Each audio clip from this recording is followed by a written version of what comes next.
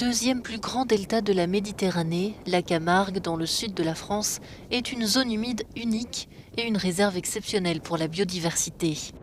Mais ces 150 000 hectares de marais, de terres agricoles et de lagunes sont directement menacés par la montée des eaux due au changement climatique. Ces effets se font d'ailleurs déjà ressentir. Au Sainte-Marie-de-la-Mer, certaines digues construites en bord de plage dans les années 80 sont aujourd'hui submergées et l'érosion côtière progresse. Depuis 3 ou 4 décennies, les plages ont diminué, les pierres arrivent, le sable diminue. On a par exemple quelques jours, 2-3 jours dans l'année, où il y a la neige, alors qu'on ne la voyait jamais avant. Par ailleurs, la région se salinise, ce qui rend la pêche et l'agriculture de plus en plus difficiles, comme l'explique cette éleveuse de taureaux camarguais. On a vu beaucoup d'effets de l'avancée de la mer et de la salinité des sols.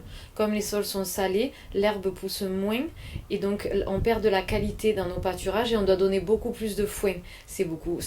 Financièrement aussi, c'est plus difficile.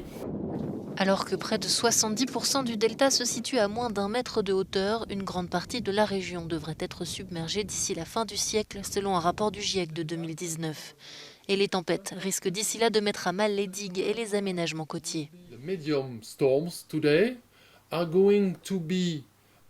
Les tempêtes moyennes seront bien plus fortes à la fin de ce siècle et elles seront très similaires aux tempêtes extrêmes que nous connaissons aujourd'hui.